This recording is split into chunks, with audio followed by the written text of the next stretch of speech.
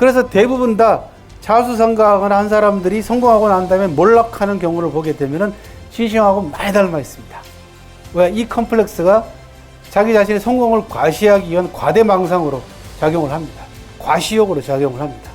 그 과시욕이 뭐 첫 번째 나타나는 과시욕이 뭔지 아세요? 자서전 출판으로 나타납니다.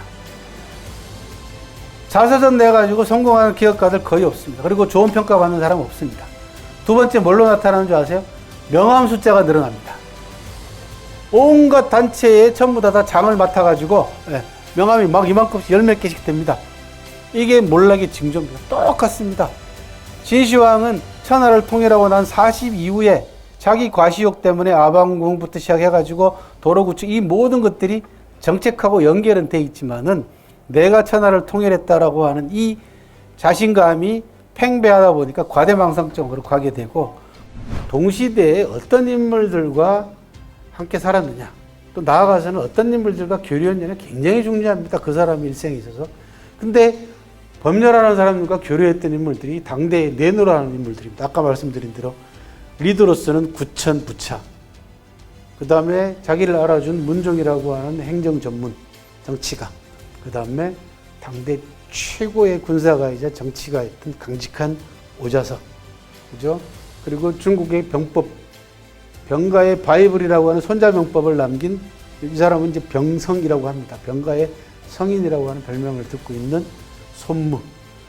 그 다음에 오자서의 일생을 망치고 월나라가 오나라를 멸망시키는데 가장 큰 작용을 했던 악한 인물로서의 가장 중요한 백비라고 하는 간신까지도 직접 자기가 체험했습니다. 그러니까 다양한 인간들을 만남으로써 교류함으로써 자기의 기본적인 바탕 그런 정보와 더불어서 고급스럽게 전략을 수립하고 자기 인생의 진퇴 문제를 결정할 수 있는 계기로 작용을 하는 거죠.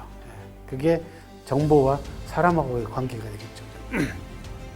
그 다음 아까 말씀드린 대로 계연이라고 하는 훌륭한 스승이 있었습니다. 그리고는 무엇보다도 확고한 자기 철학이죠. 이런 것들을 통해서 얻어낸 게 사물에 대한 법념안의 남다른 안목을 가지게 된 겁니다. 그 선조라는 사람은 도망 다녔어요. 도망 다니면서 중국에 있는 신종이라고 하는 황제한테 편지를 보냅니다. 무슨 편지를 보낼게요? 여러분들 그거 모르시잖아요. 그죠? 망명 요청 편지를 보냅니다. 2번이나 보냅니다.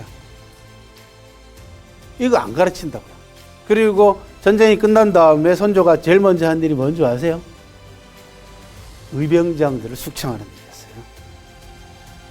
그래서 나라가 위기 상황에서 정말 초기에 자기 자신의 목숨을 아끼지 않고 민간에서 일어났던 뭐 유학자들 비롯해가지고 평민들 이런 사람들 목숨을 다 걸고 싸워가지고 겨우 전쟁을 끝내놨더니 기껏한다는 게 뭐냐면 의병장들을 전부 다 반역으로 몰아가지고 죽이는 일이었어요. 의병장들 거의 대부분 다. 그래서 이수진 장군이 위대한 장군으로 남을 수 있었던 가장 큰 이유는 뭔지 아세요? 그 양반이 마지막 전투에서 돌아가셔서 그래요. 전사해서 그래요. 그래서 언제 전에 옛날에 한번 소설인가 어디 논픽션에서 이수진 장군이 자살설 얘기를 주장한 사람이 있어요. 이게 전쟁이 끝나고 나면은 내가 어떻게 될 것인가를 이수진 장군은 짐작했다는 거죠.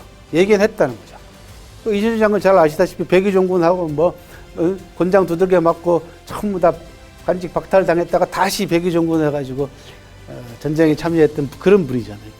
그러니까 정치 상황을 알고 있었다는 거죠. 이수진 장군. 임금이 어떤 사람이라는 걸 알고 있고. 얘기 나온 김에 이것 말씀을 하나 드릴게요. 역사를 보는 관점에 여러분들이 이제 눈을 뜨셔야 된다는 게 뭐냐 그러면 새롭게 보셔야 됩니다. 아는 만큼 보이는 게 아니고요. 어떻게 보느냐에 따라 달라집니다. 아는 만큼 보인다고 얘기하는 건 굉장히 오만한 겁니다. 그럼 모르는 사람은 어떡하라고요. 그리고 그 아는 것이 잘못된 지식일 경우에는 사람을 세게 망가뜨립니다. 정말로 크게 망가뜨립니다. 많이 알면 많이 알수록 위험해집니다. 그럴수록. 그러니까 어떻게 보느냐가 중요하다는 거죠. 경제로 나라를 다스려야 된다. 경제와 나라를 다스리는 아주 밀접한 관계에 있음을 경제 논리를 풀어낸 대단한 경제 전문가이고 그 다음에 상인의 양심에 관한 이야기를 남겼습니다. 한번 보겠습니다. 싸움을 알면 준비하고 때와 쓰임을 알면 물건을 알게 된다. 이 둘이 드러나면 모든 재화의 정황을 알 수가 있다. 그런 얘기입니다. 그러니까 시세의 변화를 판단하고 이 물건이 어디에 언제 얼마나 어떻게 필요한가라는 걸 간파하면은 장사하는 것은 기본 어렵지 않다. 그런 이야기입니다. 그래서 이 사람은 뭐라고 얘기하냐면 굉장히 재밌습니다. 가뭄이 들 때 배를 준비하라. 이렇게 얘기합니다. 땅이 말라붙었는데 물도 없는데 뭔 배를 준비하겠어요. 근데 가뭄이 들 때 배를 준비하라고 얘기하고 물난리가 나면은 수레를 준비하라. 이게 사물의 이치다. 라고 얘기를 합니다. 왜? 돈다는 거죠. 예. 항하면 여러분들은 그냥 천하장사 뭐 이러고 힘만 쓰고 뭐 무식한 놈 이렇게 알고 있지만은 그렇지 않습니다.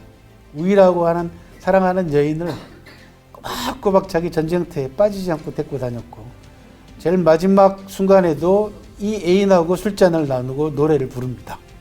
이별의 노래를. 그게 패왕별입니다. 패왕별이라는 얘기는 패왕이 우희와 이별한다 라는 뜻이에요. 그래서 제가 나름대로 여러분들한테 정리를 해드리면 그렇습니다. 고요라는 사람은 중국 역사상 최초의 직관으로 남아 있습니다. 그러니까 바른 말 하는 관리입니다. 그러니까 옳은 말 하는 관리죠. 그래서 고요의 리더십을 얘기할 때 리더들한테 항상 강조하는 게 이겁니다. 쓴소리 잘하는 측근이 있다면 복으로 생각해라. 그 다음 쓴소리를 듣기 위한 자리를 시스템을 만들어서라도 쓴소리하는 사람을 자리에 앉혀놔라라는 겁니다. 그러니까 쓴소리하면 듣기 싫죠. 우리나라 리더들은 특히나 직원하면 듣기 싫어합니다. 그러니까 이게 듣기 싫어하는 거는 개인적으로 그런 얘기를 들으면 더더군다나 듣기 싫기 때문에 아예 그런 자리를 만들어버리라는 겁니다. 그러니까 여론을 수렴하는 자리, 직원을 수렴하는 자리 이런 걸 만들어 놓으면은 공식 라인이기 때문에 가능하다는 겁니다.